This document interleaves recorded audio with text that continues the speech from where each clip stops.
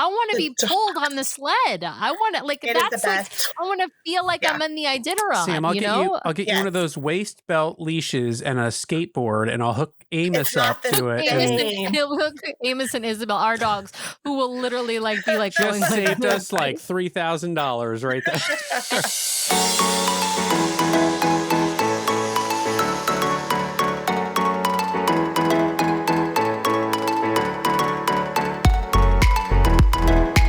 Welcome back, everybody, to this week's live episode, or this week's second live episode of the DCL Duo Podcast, brought to you by My Path Unwinding Travel and our friends at the DCL Magazine, WDW Magazine. If you have not gotten over to DCL Magazine to sign up, please do so. Love their magazine. They did a special float test edition of a DCL magazine. It's going to be a special issue of WDW Magazine going forward, I think. But we'll know more here in a couple of months, I suspect. And but if you want to get the issue that they did publish, it has a fabulous article from the DCL Duo. Head over to dcl-magazine.com right now to sign up and use code DCL Duo to get 10% off everything in the store over there at WDW Magazine, including magazine subscriptions to magazines like WDW Magazine, DLR Magazine, the Float Test edition of DCL Magazine, calendars, and more. So, Sam, we're always excited to have WDW DCL Magazine on board with us. So head over there, support them. Yes, we are doing a special Friday live stream to make up for the Monday live stream we missed 2 weeks ago. And just a couple quick words here. We're still new to this platform, so sorry to be a few minutes late, but I realized I had to reset up my computer and everything, and I realized I had forgotten to plug my camera in, and so I had to find a cord for that, place to plug that in. It took me a minute, and so we're here now.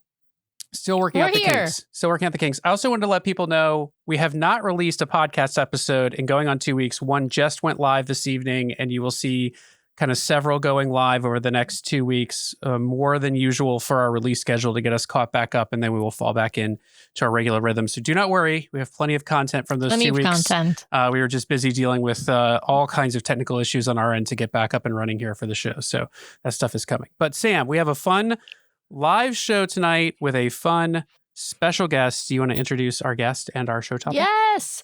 Super excited to have Gina back. Hey, Gina. Hi, I'm so excited. This is my first time on your podcast. I know. Well, I mean, you were on for like a few minutes, like a week and a half ago, but then we got, technical difficulties. So for those who weren't with us a couple Mondays ago, we had to completely cancel, unfortunately, because of the technical issues on our end. But we're super happy to be back. Of course, we're here with Gina. We're going to be talking about Alaska cruising on Disney Cruise Line. Gina has done it twice. So she is, in my opinion, an Alaska cruising expert. Spoiler alert, she has booked her third Alaska cruise on DCL for next summer. And so we're going to talk tonight. Sam, I need to pause you for a second. Our listeners are asking if you could please turn your mic down a bit. You are very, very loud. I'm sorry, guys. All right. Okay. Is this better? We'll find out. Keep going. All right, we'll find out. Let me know. Okay, I turned down the gain on my mic. Sorry, guys. I can't tell myself, but I appreciate the feedback. We don't know with this platform how it works. But anyway, we are going to talk about Alaska tonight. We are going to do a dive into the ports and sort of Gina's favorite excursions. We're going to talk about the onboard experience. We're going to talk about Glacier Day, and we're going to try and answer as many questions as we can. So feel free to drop those questions into the chat, and we will get to them when it seems like sort of the right place in the discussion. But we got to start with Gina. Gina is a hardcore Disney person, DVC, but really our favorite Disneyland expert because she lives right near Disneyland. But Gina, why don't you tell people your Disney Cruise Line background? Because your Disney background is like forever long, so we wouldn't be able to cover it all. Yeah. No, that's it. That's a long list. So the cruise line was really interesting. I actually started cruising in early 2000s on Royal, and my husband, who I was dating at the time, had gone on a Holland America Alaska cruise. And for his 40th birthday, he said he really wanted to go on a Disney cruise to Alaska because Alaska was his favorite. So that was my first cruise on Disney was Alaska. So then the rest of the cruises after that kind of pale in comparison. So I kind of did it backwards. I did Alaska first and fell in love with the Wonder, and then did cruising on the Wonder in San Diego many times, and then doing the Wish out of Port Canaveral, doing the Dream out of Port Canaveral. And then with you guys, I did the Magic to Lookout Key. So is that it? I think that's all of them. So I'm on number 8. I'm doing number 9 this summer, and number 10 will be the Wish this summer. Awesome. So and funny enough, of all of your cruises, like I said, 2 of your Disney cruises are to Alaska, which is kind of amazing. I mean, most people, like, the repeats are Caribbean cruises. So let's start with that. Like, you obviously went to Alaska. The last time you went, I know, was 2023. So we're talking year before last. But why did you choose to go to Alaska for a second time, and why now a third time? Like, what's so great about Alaska? Okay. Yeah. Why is it everyone's bucket list cruise? Okay. First of all, the Caribbean, everyone goes to the Caribbean. Every cruise line has their own island, has their own little niche thing. With Alaska, it's everybody goes on the same itinerary, but with Disney, you get the extra top-notch service. So, for example, like I said, I did Royal before for the Caribbean, and they just didn't take care of their people. For Alaska, they took care of us. They know that this is an excursion-heavy cruise. You're getting off at every port. There's also a lot of sea days, so you're really getting to know the cast members, and you're really on the ship as a family because it's such a small ship. You see the same people over and over, and you become friends quickly. In fact, on our first cruise, a little boy thought I was a child, and he said, "Will you go? Will you come to my show at the end?" I said, "Oh, honey, I'm an adult. I can't go." He's like, "You just signed in." I said, "Babe, hun, I'm an adult. I can't go with you into the kids club." So it was very cute. Gina, when you say they don't take care of did you mean the guests or did you mean the crew?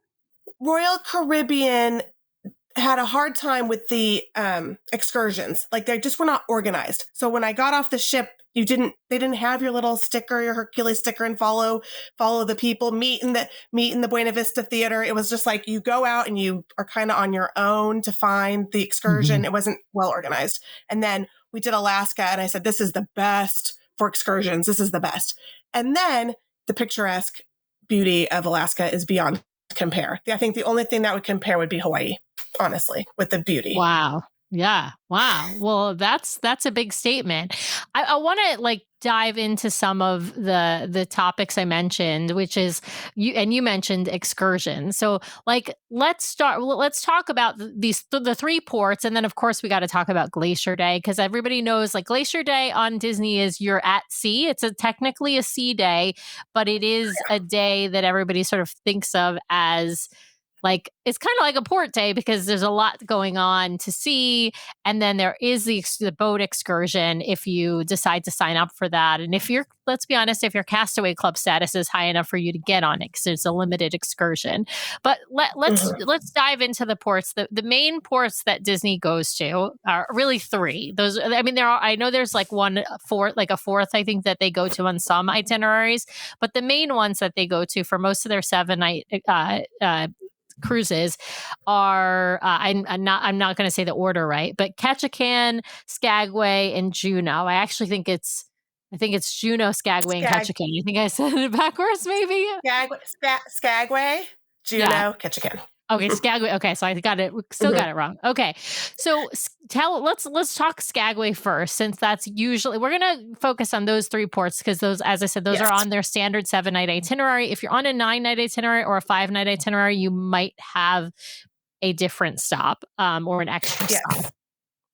So and then on the 7-night Magic, we are doing Icy Strait Point, which is different from Ketchikan. Yeah. So that's Oh, because you're signed up for the Magic for next year, so that'll be your first time on the Magic in Alaska. Right. Yes. Okay. Okay. So for Anyway, those who are selling next year, we don't really know, too much about what's going to be different on the Magic, or if she's just going to kind of do the activities like the Wonder has been doing for years. But the Wonder, it's kind of pretty standard. So let's start with Skagway. What was your favorite excursion that you've done in Skagway, okay. and what are kind of the things So that people usually do in Skagway? Skagway is the gold rush town. So the second time we did the Yukon train up into the Yukon territory, and we did the gold rush history tour, which I really enjoyed. And then there's also the dog sledding. I did a rod training camp. I've been there and got to hold the puppy. That was super exciting. We did a mock sled ride in the mud with the puppies. That was really fun. There's the Red Onion Saloon, where you see one of the brothels from 1800s and how the girls made their money. And what I really liked about Skagway is they put on a show for us. Even the characters that are part of the excursions are characters. So I forgot our gal's name. I want to say her name was like Penny Lane, and she wore like the getup from the 1800s and right before the gold rush. It was so cool. And then at the end, when we crossed over into Canada, she's like, my name's not really Penny. It's really whatever, Andrea, whatever. And I'm from, St. Louis. So it was really cool just to have that experience. So that was my Skagway. I think I did like a 3-in-1 the second time, because I did the Yukon, the Gold Rush area, and the dog training facility. How was the dog training facility? It is the cutest thing, because you get the history. So you get to learn about the dogs. They are so excited. This is their job. They love it. And I took a video, and the dog was like rolling on the ground and like just rubbing her back, and the cast member said, "Oh, that's a called it. I did a rod flat tire." So it's so cute. Like, they're just so cute. Now, we have a question in the chat about ports and where the Wonder tends to dock, and the question is specifically about Juneau, or is giving an example of Juneau. But I'm curious for Skagway. Does the Disney Wonder dock at the same spot, or has it docked at the same spot for the cruises you've been on? I think generally speaking it does, but I know if there's more than one, ship in port, that there may be more. I know that some of the ports have more than one place to dock. Yeah, especially for Juneau, the first time we were a little bit closer than the second time. So the first time we were still on like the south end, but we were the first ship in, and then the second time we were like the third ship in. So it just depends when we got there and how many ships were in port. And then on the other side of like the main port area, there was more ships. So I want to say Holland America, Norwegian, and Disney were on the left of the port, and then on the right was Princess, and I can't remember the other one, but there were a couple other ships on the right side. So Yeah. I just want to quickly, I want to put in a plug for those in the chat. If you have favorite excursions, throw them in the chat, because we're getting ready to go to Alaska, and so I kind of want to hear those. So if you've done this itinerary or the Alaska itinerary before on Disney Cruise Line, like what were your must-do excursions? We'll share those throughout the show. Good point, Brian. Yeah. So Skagway's famous for the dogs. Yeah. Now for Skagway and Ketchikan are smaller than Juneau, right? Juneau is like sort of the big city. It's the capital. Yeah. It is. Mm-hmm. And so it's a bigger port. I know Ketchikan's a decent sized port. I think of the three, Skagway's the smallest, is my impression. Is that right? Ketchikan's the smallest. Skagway's the smallest. Okay. Yeah. Skagway's decent sized, I feel. And I feel like there were more ships, maybe 2 ships could be there. Where in Ketchikan, I think there was only 1. Yeah. Oh, wow. Okay. Well, and Skagway, we hear tons about the train. That's the thing there's a couple of variations of the train. There's like the regular train, and then there's the steam train version, which is just you're on an older train that runs on steam. So you're not going to have the gas smell probably. And I think it might be a slower train. There's also the adult only version of the train where you get to ride in I think the back car that's all made up like a living room, and there's drinks and food and stuff. There's cocktails and whatnot. We did a 3-in-1, but we ended up on the adult area of the train, I guess, because we did have a little toast when we crossed over to Canada. That's the big finale. You go to Canada and then you cross back over. You go to Canada and then you come back. Yeah. Yeah. Nice. We have cruising DCL family is saying, love the dog sled camp in Skagway, and the White Pass train is also amazing. So, awesome. All right, well, let's jump over to the next port of call, which is Juneau. What are the things you've done in Juneau, and if there are things you haven't done that other people sort of tend to do, what are those things? So Juneau has the Mendenhall Glacier. So that was the 2 times we went, we had to do Mendenhall Glacier. The first time we went, we did the whale watching part. So we did the whale watching. We saw some amazing feeding that I'd never seen before. The naturalists even let us stay an extra 3 to 5 minutes, which they're like, this is amazing because they're doing the bubbling. And we did and then from there, we went to the glacier. We hiked through the area. We saw a bear. We saw salmon. We saw bald eagles. That was amazing at the national park. And then the glacier itself is just was that like a bus ride too, or was that a boat? Or that was a bus ride? Okay, so bus ride to the glacier. A bus ride to the whale watching. And then from the whale watching, you get back on the bus and you go to the glacier, hike around there, and then you get back on the bus. And I feel like I'm missing something because I know for sure we did the whale watching and the glacier. The second time we did a float, and that was not as good. It was a float down to the glacier, and I didn't enjoy that as much as the whale watching portion. Oh, interesting. Okay. And they can change the order. Mm-hmm. I wanted to share a couple of the comments here too, now that we've got some comments coming in. So we've got Ed saying, for the train, you don't have to sit down. You can actually stand outside at the ends of the train. Good tip. Mm-hmm. Good That's tip. kind of cool. Yeah. Good tip. Brandon loved that. And then Carrie is saying the Big Nugget excursion in Skagway is what we have booked this August. Carrie, I'm so curious when you're sailing in August because that's when we're sailing. So it has the dogs, gold panning, a show, and a barbecue lunch. I saw a video and it looks great. I think that's one we're doing, Sam. I'm not sure. We are not doing the dogs there. We are doing the one that is the train that goes to the gold panning place and then comes back. And it's like a bus ride back, but I think the train there, then we get off, we go to the gold panning camp, and then we take a bus back, I believe. Yeah. And the dogs are really close to that, though. The dogs are really close to that area. Yeah. There is there is a 3-in-1 option. We are doing we're doing the 2-in-1 option because we're going to go dog sledding in Juneau, which you're doing the exceptional dog sledding. Yeah. So the other hold on. Ed has the Skagway Juneau have helicopter excursions to the glaciers that we're doing one of those. I'm curious to know if Gina has done one of those before. Have not. Okay. I have not. I did the float. I down to the glacier, and then I did just the Mendenhall Glacier part. The park. Okay. Yeah. So what we have booked in Juneau is our friend Chris Vorbeck, who's been on the show before, who's amazing and has done Alaska twice as well. Also, big fan of Alaska. He and his family did it. So there's 2 options for the helicopter to the glacier where you do the dog sledding on the glacier, right? There's 2 options. One is the Mendenhall Glacier and one is the Norris Glacier.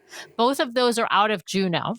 We are doing the Norris Glacier out of Juneau. And the reason we chose that was actually... We're doing Norris? I thought we were doing Mendenhall. No, we're doing the Norris Glacier. And we did that strategically because we weren't sure about, with the national park stuff going on, if Mendenhall was going to be open. And we heard that was not going to be an issue at Norris, but it could be an issue at Mendenhall. It turns out Mendenhall is open. Is open on the day we're going to be there. Yeah. It is open for the season. It is not it didn't end up being an issue, but when we were booking our excursions a couple of months ago, because our sailing is at the end of August, that was a concern. And so, because there was at the time where a lot of the national parks cuts were being made. And so we didn't know what to do about that. So that is at Juneau and Skagway, there are options to do helicopters to dog sledding. And if you do one of those, you dog sled on the glacier. If you go to the camp, Gina went to, it's the mud. It's in mud. It's in a dirt track, right? It's not on It's so fun. ice It's still or fun. And snow. it's so not on just ice. know No, that these are the puppies. it's just And different. it's the puppies. It's the puppies. It's not the real Iditarod dogs. These are just the puppies in training. But they're happy. Right. They're happy to pull you. They're just so happy. I got to share a couple more comments here. So we've got Jeff saying, in honor of this discussion, I'm drinking an Alaskan Amber right now. Nice. I'm drinking my Coke, of course, as I'm drinking Diet Coke. Ed's giving us some advice here, Sam. It says, if you're doing a helicopter excursion to the glacier, have a backup excursion in mind. They frequently get canceled due to weather, fog, winds, etc. Good tip. Ed, tell us what the backup is. Yes. Yeah. And then where was it? Joe was asking about the deluxe tour of Juneau. I don't know if you know anything about that one, Gina. What is it? Tell me what it is. Tell me what it is, and I can talk about it, because I didn't do it, but people have done it. So what is the deluxe? What is in there? What does it include? Yeah. Yes. And Joe, to your question, yes, I think we're on the 25th departure for August. Does that sound right? We are August 25th. Correct. Yes. That's our departure.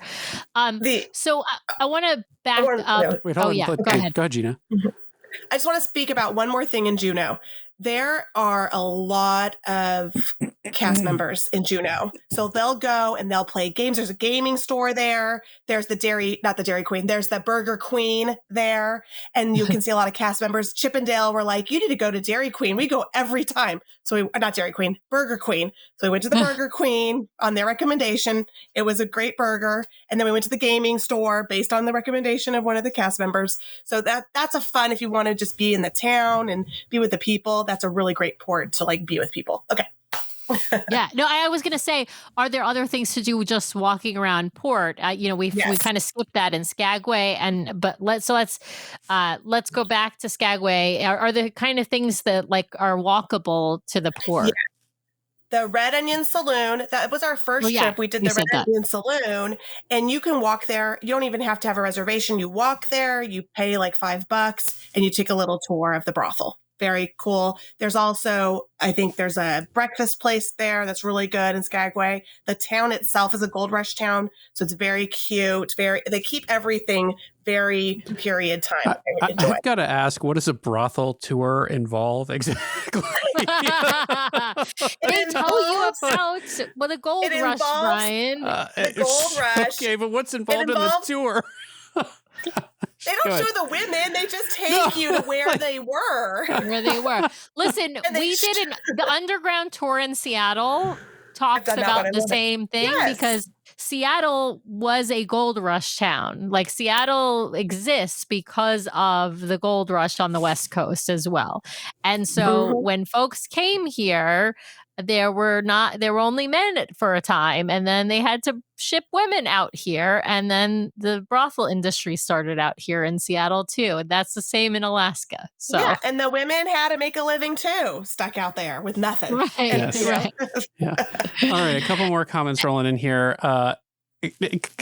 Craig, I gotta pull up my site. Come on, son. We live in Seattle. We're prepared for rain. We're fine. You know who we are. You know who you're talking to. We got Gore-Tex. Have Gore-Tex. We'll travel. Yeah, and then Ed's sharing that Skagway has really great shopping with locally made jewelry. Don't tell Sam that. Yes. And Joe is saying Glacier Gardens Rainforest. I think that's the backup plan that we should have potentially. Good. So That'll be beautiful. No, that wasn't. No, because that was Ed who was saying he had a good backup. Okay. All right. Not Joe. Okay. But all right. Yeah. All right. Well, see, Ed says they talk about the lives of the women, how rough their lives were, and generally give you a little peek into their slice of life. See? Thank you, Ed. I'm not suggesting it's bad. I'm just what is the tour? What is the tour portion, not the educational discussion portion? So, it's all period, still the same period. So you see their little room. It was like a little room, and you could see where they did their business, and then the downstairs area. That was it.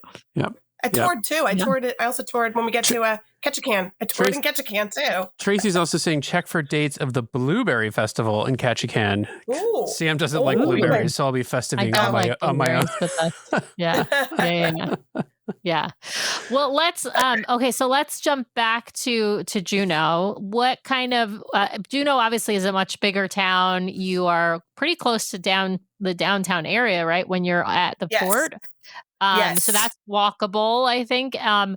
Tell us, are there good places to go, grab a bite to eat, shop for souvenirs, that sort of a thing?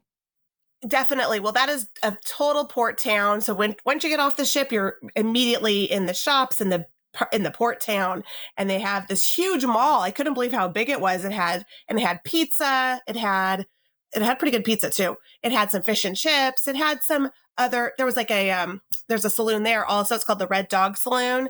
It's there, and that's really cool. They have like the old saloon doors. It's really old West feeling down there, and then. Like I said, we hiked further up, and there's more shopping, and we hiked further up to the gaming store and to the Burger Queen. Nice. That's the Burger Queen? Yes, it's like a Dairy Queen, but it's called the Burger Queen. She said that the cast members were telling her that's where they go. Yeah, it's locals. It's mostly locals. So. Yeah. And then, Ed is saying in the chat, Tracy's Crab Shack is pretty famous. And we've heard of that. And we also heard, I believe you can order even like crab to ship home from Tracy's. And I mean, I know there are other places as well in the area, but one of the things you can do from Alaska is order fish, because obviously you can't take it back on the ship with you, but you can order fish to be shipped to your house. Was it Doug? I think Doug was telling us about Tracy's Crab Shack when we saw him. Yes, it was Doug Parker from Cruise News Radio who was telling us, I believe, about Crab Shack. Yeah. All right. Well, let's jump to talking about Ketchikan. Actually, I want to ask Gina a question. Pause for a second. Sure. Yeah. So, like, Alaska feels like a place where you might actually, you mentioned the burger place, where you might actually want to have lunch off the ship to experience some of the local food. I mean, don't get me wrong, there are other places we did that in Norway, but it just feels like one of those cruises, where you want to experience something local, like the crab or the salmon or whatever it is. Did you find a lot of people doing that, like kind of getting into town for a lunch or something like that? Yeah. For the most part, when people got off the ship, they were gone the whole day. This was a definite different itinerary because people got off every single day. No one was on the ship in the ports except for the cast members, because everyone was off just going to the saloon, even to grab a drink, just to experience the town. What's the pool deck like? Like in Norway, the empty. Pool. Okay, yeah, because in Norway it was pretty empty. But I mean, Alaska. Like I went to Alaska one summer, and we packed like we were going someplace cold to go fishing, and we showed up, and it was like 85 to 90 degrees. So like, I would say it was 65. Okay. All right. I mean, you're on the water, so maybe it's a little bit better. We were on land, but okay. All right. Good to know. Even on land, even in Ketchikan, it was still it was warm. I had to take my layers off, but it was the high was like 68. So. Yeah. Well, and remember, Disney does heat their pools to like a nice, like 85 degrees. So you can get in the pool. The pool will be warm. The problem is you don't want to get out of that pool because you're freezing. You're freezing. Yeah. So we got a great comment from Ed that I want to read, which is if you go at the end of the season, which is, end of August or all of September, because obviously they're still doing Alaska cruises a few weeks into September. Juneau is where you want to do your shopping for clothing with Alaska on it. Lots of shops with discounts, 50 to 75% off. Yeah. And we're going to get to talking about what the packing as well, because I know Sean is saying in the chat layers, and that is, 100%. as Gina pointed out, is key. But we'll get to that. I want to talk ports a little bit more, and then we'll get to packing, and we'll talk. As I said, we'll talk. We got to talk about Glacier Day as well. So Ketchikan. What is it that you've done in Ketchikan, and what are the kind of typical things that people tend to do in Ketchikan? For Ketchikan, we did the brothel tour. We walked through the whole town. This whole section is like the brothel section. So we went to Dolly's house. I remember her. I took a picture of it. We saw all the famous homes. And then we did a canoe hike, clam bake. It was really fun. I got to feel like we were living off the land for that 2 hours or whatever. And it was just like the canoes at Disneyland where the adults are rowing and the kids are just sitting there. So it's very Disneyland-esque. And the water was nice and it wasn't, you didn't fall in there or anything. So we did that. So those are the two things I've done when I was there. And there's lots of totem poles there. I was really shocked. You got some great pictures with the totems. One thing I know is really big in Ketchikan as well is that lumberjack show. Like a ton of people do the lumberjack show, and there is always a lumberjack show that Disney offers that is like the DCL exclusive one, where I believe it's Goofy, but I think it maybe can vary. Donald. But it's Donald. Yeah. Okay, at least one of the characters is at the lumberjack show, and you can, there might be opportunity for pictures and sort of is kind of involved in the show. It's only one, I believe, of the shows that day because there's multiple shows at different times during the day, and you can book them through Disney. You can also book outside of Disney. You can book the same lumberjack show, but you can't book the one that will have the character. That is an exclusive DCL, and we've heard really good things. I will say. So is it Donald from the ship then? He's gone over? Yes. Yeah, it's a Donald, but he's wearing a different costume. He's wearing his lumberjack. Why did we not sign up for this again, Sam? Because you know who my number one character is. I know, but okay, so I will say I think you're hiding things from me. I think you're hiding things from me to get the excursions you want. Listen, we were talking about this live on the show. How can I be hiding? Oh, Carrie's saying it was Goofy at the lumberjack show, so maybe they changed up the character. Goofy. Yeah, I had heard. Okay. I think this past year it was Goofy, but I think it can change. Yeah, I think it has changed from time to time. But yeah, I heard this year I saw the pictures and there was Goofy, but. So the thing I've heard is that lumberjack show is a little bit overpriced, even though people say good things about it, they enjoy it. And I've also heard that if you're in Vancouver before or after your cruise, that there is a great lumberjack show like right outside of Vancouver. But not with Goofy or Donald. Not with Goofy or Donald. Not with Goofy or Donald, but it is. But I've heard you can get a great lumberjack show in Canada, in Vancouver. That's like saying you can go to Chuck E. Cheese, but you can't see the Country Bear Jamboree. Lumberjack show? Have you seen any lumberjack show ever? I think that's part of the thing. We had a big wood industry here in California, so we kind of avoided the lumberjack show because we have lots of lumberjacks. I've seen them. I've seen one on TV, but I haven't actually seen one in person. In real life, Yeah, Joe's giving me the scoop here. KE41 at 3:45 p.m. Thank you, Joe. I will be signing up. Okay, we have to look to see if we can make it though, because we are going right now. We're booked to go see the bears. Right. So one of the excursions that they have. Yeah, which is actually being mentioned by Laura. Laura said we did an excursion where we saw bears in the wild, saw eagles in a wildlife sanctuary. It was awesome. So that's what we've booked. Juneau. Yeah, so we've booked a bear excursion. The one that we've booked is only available, I believe, in August and September, or like late August into September, because that's the bear season, like where you're more likely to see bear sightings. Yeah. And Nathan is obsessed with bears. Bears are his favorite animal. He brings his teddy bear. I mean, for anyone who has seen pictures of us from various vacations on the internet, like, he usually has or often has a bear with him. And so we just have to do the bear excursion. So if we could do both, we could do both. You're forgetting to mention, I am also a big fan of bears. So okay, true. So Brian is also, Goofy, but Nathan bears. Is, yeah. Well, Donald bears, I could give or take Goofy, but yes. Donald and bears, Jennifer is jumping in with the Vancouver Lumberjack show. It's Grouse Mountain is the lumberjack show that's near Vancouver. Thank you, Jennifer. I didn't remember the name of it, but I've heard good things about that as well.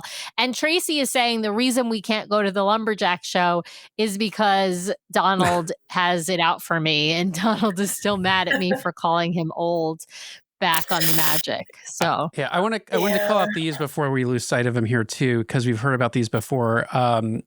There was Laura saying glad to tune in. She's done it on Hal, but she can't wait to go on DCL. So yes, you will love it. We hope. Everyone we've talked to loves it, so we're hoping to love it, and would bet you would love it.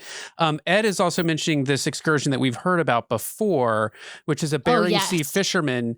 So we've actually heard about a version of this that actually involved like dinner with one of the Deadliest Catch captains.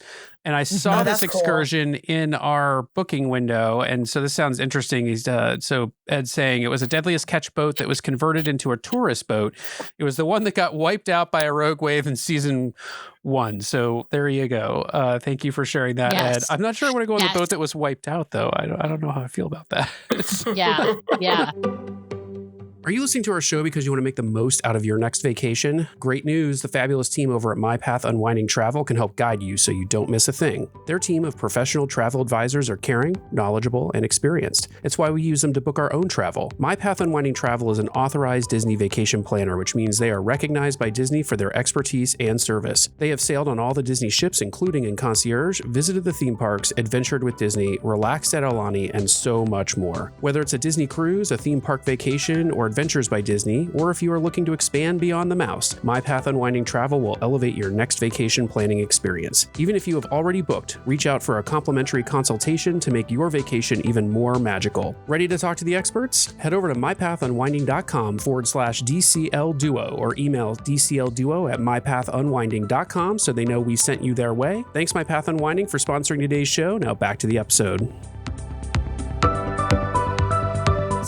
So there's there are some excursions that are only offered some of the time, and there are some excursions only offered certain seasons, right? So it's one of those things where we're trying to talk about what's going to hit the most number of people, but there are some things that are, either come onto the Disney schedule and then drop off for whatever reason, or that are just depending upon the time of year. Yeah. You said it before, your excursions can easily cost more than your cruise if you're not careful. So, So one of the things to point out, like the Glacier excursion is a great example, but if you decide to do any of the ones that include a helicopter or a seaplane, I mean, you're easily talking between $700 to $1,000 per person. And if you are a larger person, they may actually have an additional charge, meaning if you're over a certain weight amount, you can still go on the excursion, but they will make you pay like 1.5 or so. There's like some sort of I was looking at some websites for different excursions when we're trying to decide Disney excursions, non-Disney excursions, and they all have like weight limits, but if you are over that weight limit, you can still go up to a certain other weight limit. But again, you have to pay more. So just one of those things to note. Carrie is saying in the chat, Grouse Mountain has bears too. So you can see a lumberjack show, bears, a bird show, and a tram up the mountain. So I think we're going to have to go. Yeah, I think it does have a restaurant, Brian. So we could just foreseeably knock out about 3 of our excursions at Grouse Mountain and then just hang out in our Royal Disney suite for the cruise. There you go. I love it. No, we're gonna get out. No, we're gonna go out, but we're going to talk about Glacier Day next. But before we get there, Ketchikan, I hear, is like very much a town that's kind of built for the cruise industry. Is that fair to say, Gina? Yes. Definitely. It is it's very touristy, I have to say, but it's really nice because you walk right off, you're right in the town. They're very heavy on the Native American side, which I love. I love knowing about the indigenous people of Alaska. So that was awesome. And there's a lot of history. The day that we were there was a lot of history about the indigenous people. I think it was during the month of June. It was Indigenous People Month for Ketchikan. Fantastic. So some folks are also pointing out another downside of the helicopter tours. Ed saying, for helicopter tours, there's no guarantee on where you sit. They will seat you according to your weight balance, to balance out the helicopter. Yeah. And Sean saying, having to tell my excursion provider my weight when booking the helicopter was a humbling experience. So I've actually flown on small planes where they make you like put your weight down and then they balance you out in the cabin. So yeah. Yes, true. But you know what? We're going to do it. And part of it is about the helicopter ride, but part of it is about the destination, right? Because we are going to land on a glacier. Sam just wants to see those pet puppies. That's all she wants to do. They're not even puppies. They're the dogs. I want to be pulled on the sled. I want to I want to feel like I'm in the Iditarod. Sam, I'll get you one of those waist belt leashes and a skateboard, and I'll hook Amos up to it. He'll hook Amos and Isabel, our dogs, who will literally be like just saved us like $3,000 right there. And I will be severely injured if we do that. So I just want to put that out there. My dogs are not well trained. They are, All right. We got all of these places. For those of you who have been watching these, you get decent length port days. So even with an excursion, you may have time to walk around the port. So make sure you take advantage, because these are some really great ports, and a lot of these ports really rely on tourist dollars. And so make sure you spend some time off the ship and maybe, buy some food, buy some souvenirs. Visit Diamonds Help the local International. economy. I think they have Diamonds Not International. Diamonds International. They Help do the at local Juneau. economy. In Juneau, they do. But definitely go to like the indigenous people totem pole place where I went. It was great. Yeah. Sure. I'm all about supporting local businesses where important, and I do not shop at Diamonds International. Yeah, we don't shop at Diamonds International. Well, we got to talk about Glacier Day Glacier Day, as I mentioned at the top of the show, it is not technically a port day, but it's kind of like a port day because there is an optional excursion. If you are booking, if you are on an Alaska sailing and you are a brand new cruiser, I'm not saying you have no chance of getting the Glacier excursion, which is a boat excursion, but it is going to be harder, especially if you are sailing in prime season. And when I say prime season, I'm talking the month of July is like the most busy for Alaska, and then early August, late June, early August. Those are probably the sort of shoulder of that most busy part of the year. So if you're going your first time cruiser, there's a good chance you won't be able to get on that the Glacier boat excursion. But never fear. You have wonderful views of the glacier from the decks or from the balconies on Glacier Day. But Gina, tell us what the Glacier Day excursion is. Okay. So the excursion is amazing. You go into this boat. It's probably, I want to say it's like 100 feet. It's a pretty small boat, and you get in and they take you right up as close as you can, as close as the naturalist will let you, to the glacier. We did Tracy Arm and Endicott glaciers. So I've got to see two different glaciers, and you can hear the calving. You can watch them as the ice falls into the water. I have chills just thinking about watching the ice float by your boat. You can buy a drink and they take the glacier ice and put it in your drink. It's the coolest thing. So that is amazing. Glacier, I think is what they call it. Although right? I did see a warning about drinking fresh glacier melt, like something about prehistoric bacteria and microbes. We could inadvertently revive some sort of illness, but I'm sure it's fine. I'm sure it's fine. I'm still here. It's Is good. it ice and bourbon? Then you're good because the alcohol will kill whatever. The alcohol just kills it. The alcohol just kills it. But that was super cool. And if you don't do that on Glacier Day, because the first time we didn't, I didn't even know it was a thing. The first time you are so close, and that ship does a 180. It does a 360. You can't believe it. You're like, we're in this bay and we are so close, and you can't hear the calving, but you can see it. You can see the ice floating by, even because you're in the inside passage. There's land on both sides. So that's really cool. You can watch the waterfalls as you're going up. It's just it's breathtaking, the scenic route. It's funny that it feels close to you because we've seen the pictures looking back from the glacier for the people who like take the Zodiac out, and the ship looks small. So it's like a a parallax, paradox, whatever we call it. Yeah. Right. Yeah. Because we feel so big in this boat, and we're doing these 360s. I was like, this is the best thing. I've never done this before. And this captain, he's awesome. So. Yes, Jeff, I do know about the Andromeda Strain. I've watched the movie and read the book. So there you go. Well, we got it. I wanted to highlight a couple comments here. Ed was saying, Ketchikan also has the salmon ladder on the rocks near the port. You can also sometimes spot families of otter there.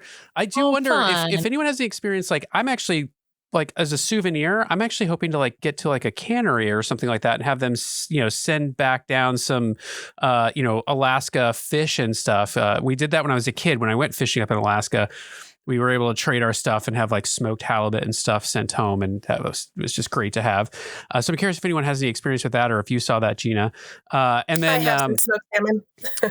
and then Sean's just saying if he doesn't get to meet Coda the bear on Glacier Day, he will cry ugly man tears. So I was going to talk about that. So one of the things we got to talk about is character experiences. Before we get to the meet and greets, Coda the bear is a character that only comes out, from what I hear, on Glacier Day, and it's kind of random appearances. It's not necessarily going to be on the schedule. So I've heard that from a lot of folks. So if you're out on deck on Glacier Day, you will have a chance of seeing Coda the bear. If you are not out on deck, meaning up on the pool deck, you will not. But there's a lot of stuff going on the pool deck that day. Gina, why don't you tell us about what Glacier Day looks like on the ship? Okay. Glacier Day is pretty crazy because everyone is going towards the bow of the ship or towards the stern. It depends on which side's open. Sometimes they open the bow, or they open the stern mostly. So you go and you can be on the port stern as close as you can. And it's raining, so you have to wear your poncho because I wore wrong shoes and I got all soaked. So I had to go change. That was the first time. So you have to wear your poncho. You have to wear appropriate shoes so you can stay out there. It is freezing cold. It is windy. My hat blew off. People are huddling together you don't know. And then you get to really get community. It's really community on this day. And then Donald, every couple hours, Donald is dressed up in his gear and you can go visit Donald. That's for Brian. You can visit the other characters as well. And they're in their Alaska gear.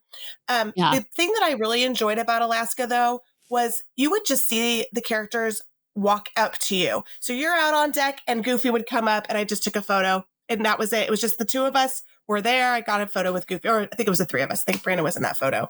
I have that photo with Mickey. He's just hanging out in his gear. And I'm like, oh, okay, let's do a photo.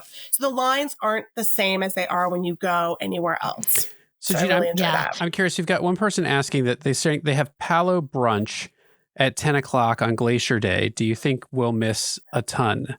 It depends what you want to do. If you want to be outside with the elements, you're missing. If you don't want to be outside and freeze and change your shoes and do the whole thing, but just know that if you're not dressed appropriately, you don't want to be out there. Is the whole day kind of just... is the whole day packed, Gina? Like, is it... No. Okay. No. Okay.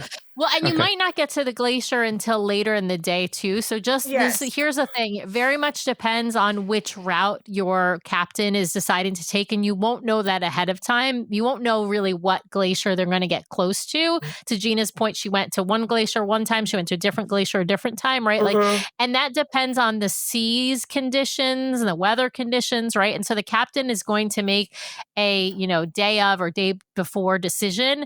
And that will, impact what time you get to the glacier. So you may not even be like at the glacier, but there still will be characters out on the deck for pictures. So they do have, in addition to what Gina's talking about where the characters are walking around, there are set times for character meet and greets on Glacier Day out on the deck.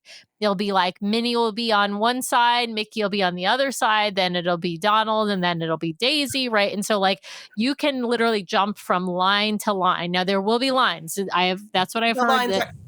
There are lines for that specific timing. So that's why you want to kind of just be out there. Right.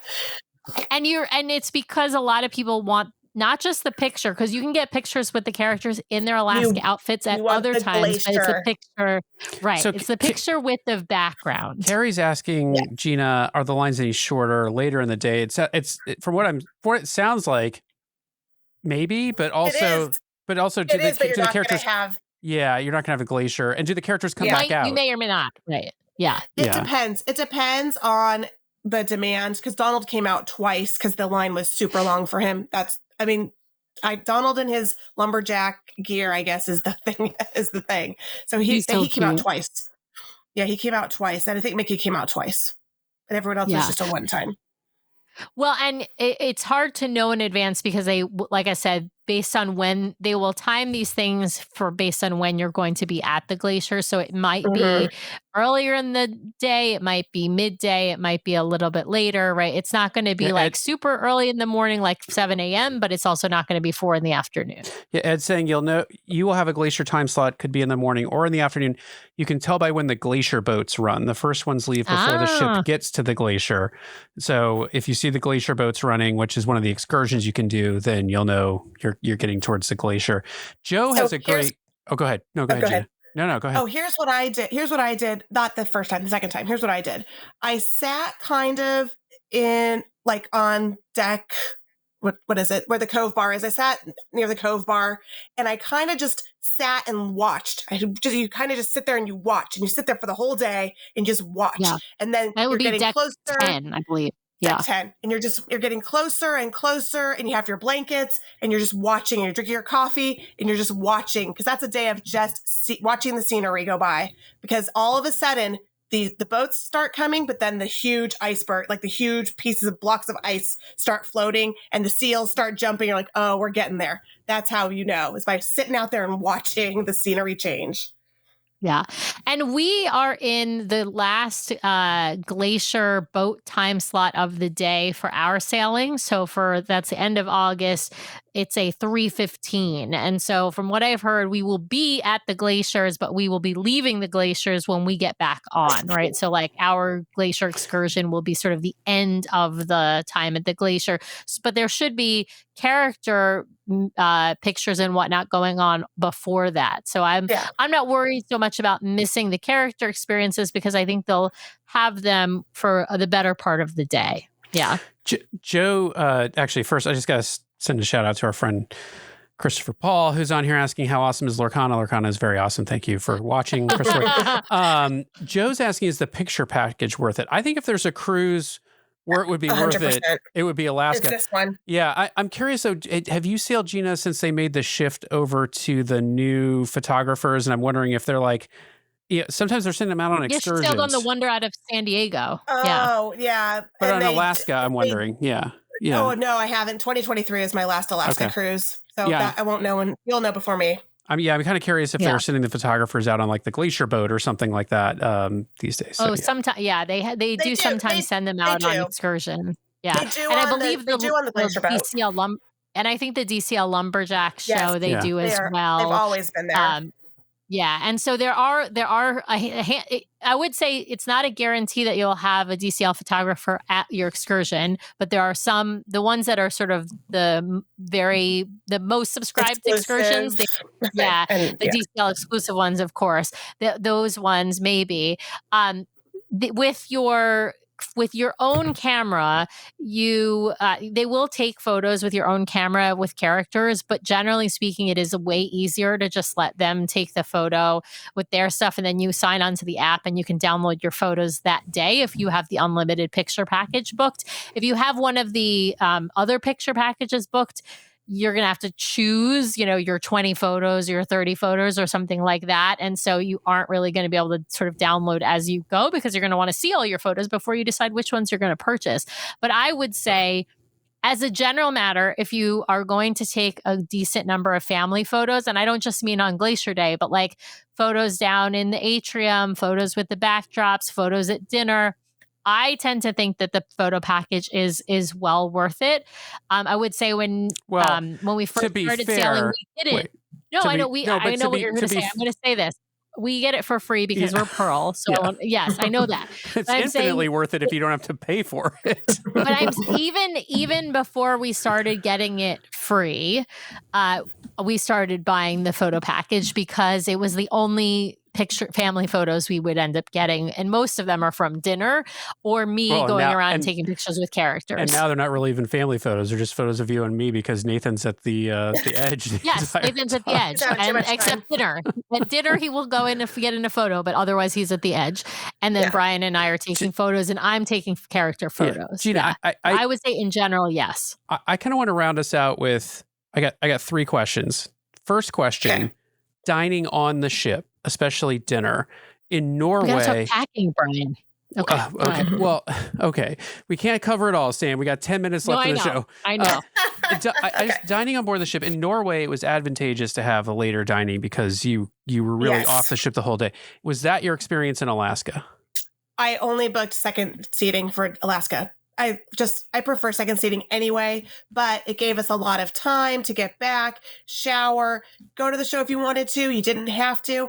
There's a lot of salmon, by the way. So I would just get salmon all over the place. They have barbecue salmon for lunch one day. They have the smoked salmon in the morning. They have the poached salmon at night.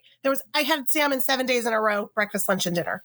Nice. So anyway, so definitely do second seating. Did you have one of those, what is it? Like with Hollandaise, what is that? The eggs Benedict that has the salmon on it. Salmon, I did that. I did all the salmon dishes available. So let's do Sam's question. Packing tips for packing. And we actually had a question earlier in the show that I know you may not be able to answer, Gina, but I want to put it out to the community, which is someone was asking about binoculars for kids to bring on board. And I've got 2 pairs of binoculars I'm bringing, and I've got like a telescope kind of thing that we can use with our phone to like take photos of the wildlife off the ship. But like, Gina, what are your tips for packing? And anyone out there listening, if you've got a tip for a recommendation for binoculars, throw them up on our Facebook site, and we'll put it up over there. You do need binoculars. You do need a waterproof thing for your phone, because on that float, the phone fell into the water and then it's drip dry. So if you have your phone case that's waterproof, bring that. It's raining all the time, so you want to make sure you're waterproof. And with the canoe, everything gets wet. So you're wet a lot. So definitely packing tips: vests, jackets, hoodies, beanies, regular t-shirts, flannels. I had boots for the day that we were out at the glacier, and then my regular sneakers. So there's a ton of things you need to pack. I had an extra bag because I had the extra coats. I had a pink coat, so you could always find me. That was my thing. Pink, so you could always see me wherever I am. And then I had a couple of beanies because one blew off, so you have to have a backup beanie. And then it's sunny, so you have to have the beanie with the brim. So I had a few of those. Brim beanie. I've never heard of a brimmed beanie. A brimmed, or sunglasses. Was it a brimmed backup beanie? That's what we need to know. Yes. Ed's saying the theme of the day: layers, layers, layers. So there you go. Yeah. I do think your point about an extra pair of shoes is good, whether that's like you have like a pair of hiking boots and a pair of sneakers. I have heard that people are much more casual. Like they don't tend to like dress up for dinner. Like you might see people changing in a Caribbean cruise. You might people change into sundresses for dinner. I hear on Alaska, that's really not common. Like for people to dress up for dinner, they're really just in like jeans or leggings or whatever, right? Like because whatever they were wearing out for the day, or I mean, maybe they changed into a clean pair, but people are not tend to be dressed up for dinner. And sundresses are obviously not going to work. I wore a lot. I wore a lot of sweatshirts, a lot of jeans. Yeah. A lot of sweatshirts. So all my photos are of me in a sweatshirt. I wore a Star Wars sweatshirt, Star Wars, whatever. Star Wars sweatshirt this day, Mickey Mouse sweatshirt this night. So yeah. Nice. Yeah, nice. So we've got a recommendation for binoculars in the chat, Brian. And Jeff is also saying waterproof shoes. I have a recommendation for waterproof shoes, which is I have a pair of OnCloud. I was just typing that. Sneakers. I was literally just typing that. I have a great pair of OnCloud sneakers that are waterproof sneakers, right? So, I mean, obviously, if they're not tall, so if my foot were to go into like a huge body of water, then my foot's getting wet. But they're great for walking around in like the rain. And I'm not a big fan of hiking boots because I don't wear hiking boots enough to really break them in. But my OnClouds are probably what I will bring. I'll bring an extra pair of sneakers just in case. I wear them all the time in Seattle, and we get tons of rain here, and my feet are toasty dry. I wear them a lot in here. Yeah. Yes, right. You keep your toes warm. Yeah. So, Gina, I wanted to ask, what's your biggest tip for a first-time Alaska sailor? Like, what's the one thing you learned the first time you did it that is like just standard now for you if you're going to go to Alaska? Okay. So every time we go, I pack enough clothes. I pack enough backups. I'm prepared for the wet. And just warm. I always buy the blanket. I always make sure, I feel like I'm never warm enough. Well, the blanket so I always is a buy good the call. blanket. So I always buy the blanket from the White Sails. Every day, 8 p.m. rolls around, I'm like, I got to get that blanket, the extra blanket. So I always buy the extra blanket because I'm always colder than I think. That's a great tip. I have heard the blankets that they have on deck. So normally, obviously on deck, they just have pool towels. Well, in Alaska, they will have these blankets, but they're like a thin blanket. And so I've heard they're not particularly warm.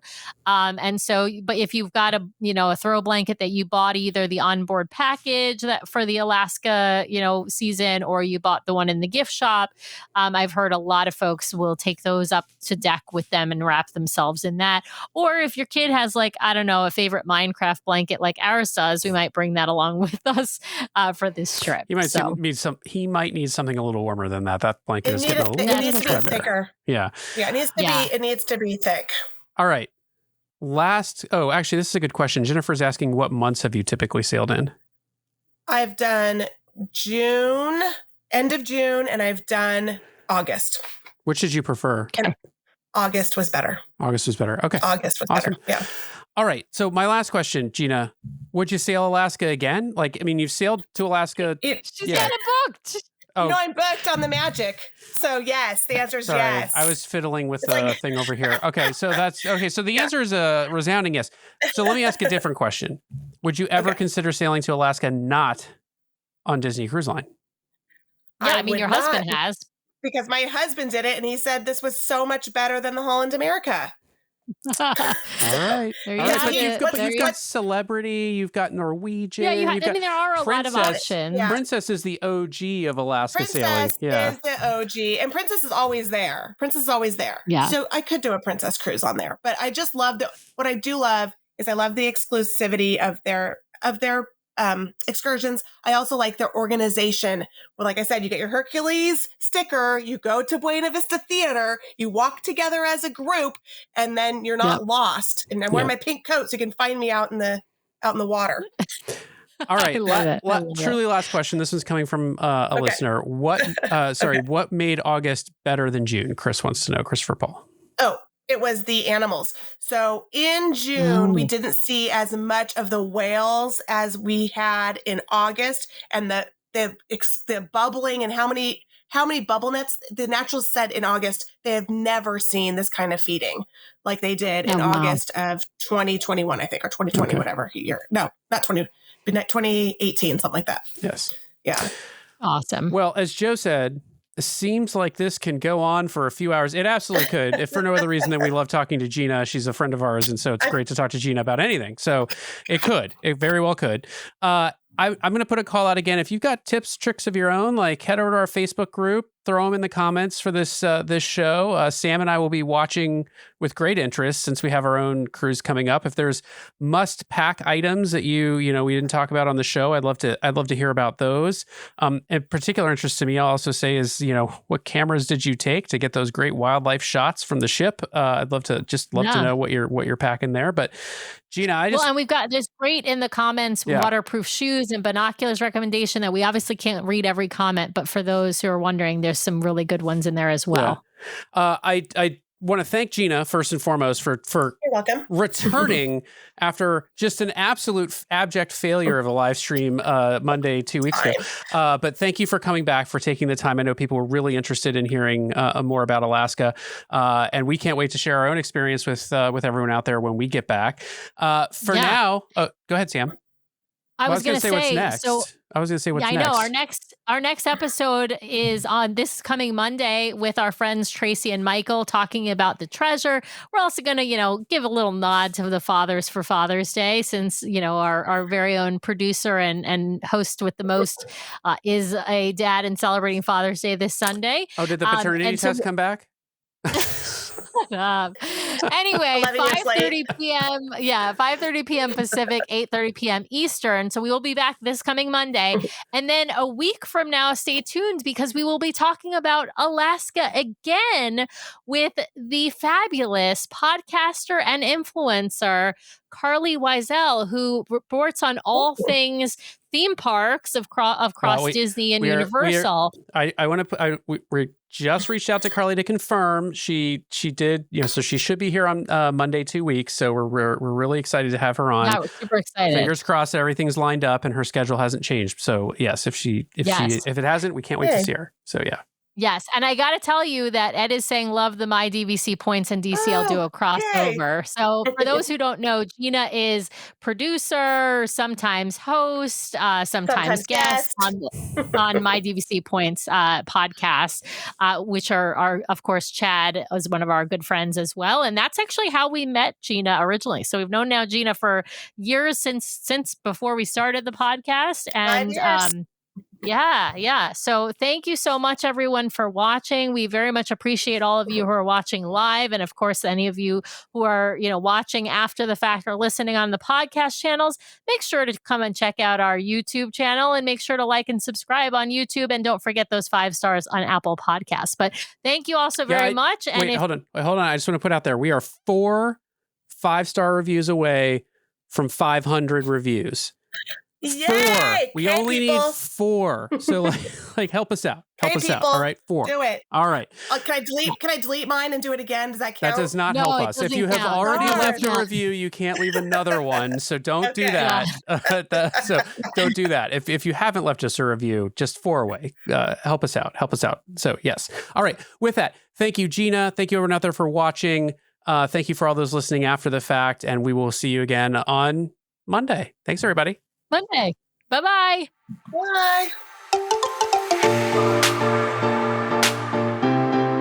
Well, thanks to everyone out there for listening this week. We really, really appreciate it. Be sure to subscribe to the podcast so you can keep getting great content from us every week. In fact, twice a week we publish shows. So be sure to hit the subscribe button to get all of those great episodes. And if you want to watch us live, we have a live show now every week, Monday nights, 5:30 p.m. Pacific, 8:30 p.m. Eastern over on youtube.com/DCL Duo. So be sure to head over and check that out. If you want to help support the show, be sure to hit those 5 stars on Apple Podcasts. And if you leave us a written review, a 5-star written review, we will read it at the top of one of our main episodes. So please head over there and hit those 5 stars. Of course, you can also help support the show by supporting our fabulous show sponsor, My Path Unwinding Travel. If you want to book your next Disney vacation, head over to mypathunwinding.com/DCL Duo or email them at dclduo@mypathunwinding.com so they know we sent you their way. If you've got questions or you'd like to connect with us, the best way to do that is to head over to dclduo.com. It's got links to all of our things, full catalog of the podcast episodes, including a searchable catalog for the podcast, links off to our vlog, a link to our Etsy store where we sell some fun fan-inspired magnets, link to our Patreon if you'd like to help directly support the show each and every month. Just head over to the website or patreon.com/DCL Duo. Also has a way for you to sign up for our Substack newsletter that we're hoping to start really pumping out monthly here at least, and a few blog articles that we've written. So DCLDuo.com is the best way to connect with us. You can also, of course, email us at info@DCLDuo.com or reach out to us on our voicemail line at 402-413-5590. That's 402-413-5590. The DCL Duo podcast is not affiliated with Disney Cruise Line, the Disney Company, or the Disney family of theme parks. The views expressed on the show are solely those of the individuals on the podcast and in no way reflect the views of the Disney Company or Disney Cruise Line. If you have questions about a Disney cruise or a Disney vacation, please contact the great folks over at My Path Unwinding Travel or Disney directly or your own travel agent. Thanks again for listening, and we'll see you next time for another fabulous adventure with the DCL Duo.